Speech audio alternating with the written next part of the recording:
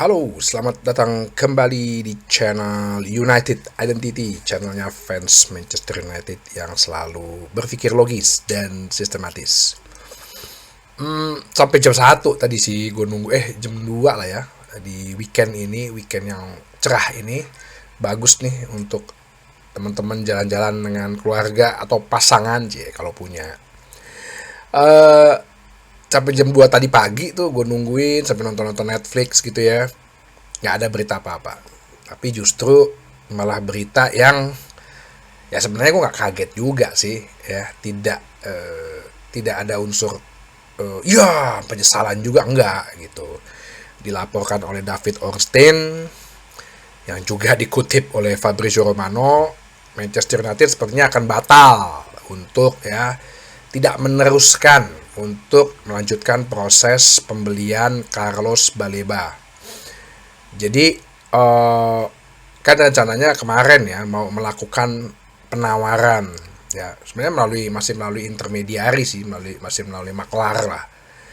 Cuman ketika Manchester United nanya dulu berapa yang diminta oleh Brighton untuk Carlos Baleba, ternyata jawabannya dari Brighton and Hove Albion mengatakan bahwa Baleba tidak untuk dijual. Oh ya udah gitu loh. Kalau emang nggak untuk dijual, oke lah, gue tidak akan melanjutkan, ya kan? Ya berarti kan sama lah kayak lo lagi ke toko, lo lihat barang bagus, bang, ini berapaan? Oh tuh nggak dijual deh, ya, mungkin ada nilai khusus buat si pedagang gitu kan, atau kenangan bagus gitu, ada satu kenangan buat si pedagang jadi bagi si pedagang jadi nggak dijual gitu. Oh ya udah tinggalin aja gitu loh. Uh, tapi di beritanya si David Ornstein juga mengatakan bahwa sebenarnya dari sisi Baleba sendiri pun dia sangat menginginkan untuk datang ke Manchester United ya, pindah ke Manchester United. Secara personal term tidak ada problem lah gitu loh. Dan kabarnya juga dari David Ornstein bahwa pemain Cameroon internasional ini bersiap untuk keep pushing untuk mendorong klubnya sendiri ya. Walaupun kabarnya dia sendiri juga nggak happy gitu ya, nggak happy dengan hal tersebut. Kok ada klub yang nanyain ke gua, lo langsung bersikap stagnan gitu, bersikap apatis lah ibaratnya ya, nggak malah justru harusnya kan lo ya gua mau mendengarkan tawaran dari siapa, berapa harganya, ya lo denger dulu dong, negosiasi lah. Kok langsung bilang enggak ya, wah. Di videonya sosial medianya Brighton sih masih ada kelihatan Baleba latihan senyum gitu ya. Ya berarti dia kan profesional, nggak tukang ngambekan gitu, nggak kayak Isak gitu tukang ngambekan terus langsung bikin statement. Nah, itu kan udah ketahuan. Bisa jadi Manchester United ini cuman pengen ngetes bukan cuman pengen, dia pengen ngetes dulu gitu loh, ngetes klub, ngetes Baleba ini attitude-nya jelek gak ya, kan kata dia unhappy nih ya. Jangan, apakah dia ntar sama kayak si Isak langsung gue pengen meninggalkan Brighton gitu, bikin pernyataan ya kayak Isak kan bikin pernyataan gue pengen meninggalkan Newcastle mau ke Liverpool. Nah, itu kan udah attitude-nya udah nggak bener gitu loh. Nah, ya tapi gue rasa sih pembicaraan pasti akan terus berlanjut, gue yakin akan terus berlanjut. Jadi ini akan panjang ya. Apakah bisa jadi tahun depan? Ya bisa aja. Kemarin banyak yang komen tuh pemain-pemain yang ya kayak si siapa ya selain TAA, si Alvarez ya, Julian Alvarez waktu ke Manchester City tahun sebelumnya juga udah dikontrak dulu. Ya termasuk Diego Leon ya kan, Diego Leon 6 bulan sebelumnya udah dikontrak dulu baru joinnya tahun depan gitu. Nah bisa jadi untuk gitu, tapi bisa juga kita push untuk musim ini. Jadi Manchester United ini berposisi sebagai melihat situasi. Apa reaksinya dari Baleba, apa reaksinya dari Brighton. Kalau Balebanya nge-push terus Brighton kan lama-lama Brighton Ya oke deh, gue akan lo lepas lo udah 120 juta pon, misal ya.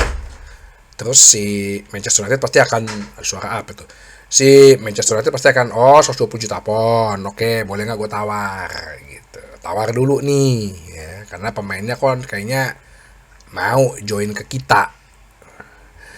Ya untuk kedepannya mungkin ya, ini kan 3 pertandingan liga kan, habis lawan Arsenal kita akan tandang lawan Fulham, terus kita kandang lawan Burnley ya, lawan Burnley. Ya lu akan siap-siap aja bahwa tanpa kehadiran Baleba atau tipe pemain yang kayak Baleba, ya lu akan siap-siap aja tengah kita kan suka kosong. Jadi jangan kaget kalau misalnya pertandingan besok atau mungkin nanti lawan Fulham atau lawan Burnley kita akan kebobolan dengan cara yang sama seperti pre-season kemarin. Begitu tengahnya kosong aja ya. Nanti makanya akan gue bahas dalam preview untuk melawan Arsenal. Ya, begitu tengahnya kosong aja ya. Jadi siap-siap aja nih. Siap-siap aja kita bisa kebobolan. Ya, bukan karena masalah kiper lagi, bukan karena back, bukan karena blunder atau human individual error dari back atau kiper, enggak. Atau karena kita tidak bisa mencetak gol ya, tapi siap-siap kejadian tengah kosong seperti ketika lawan West Ham sama lawan Everton, ya itu bisa aja terulang. Oke? Jadi ya bersabar aja.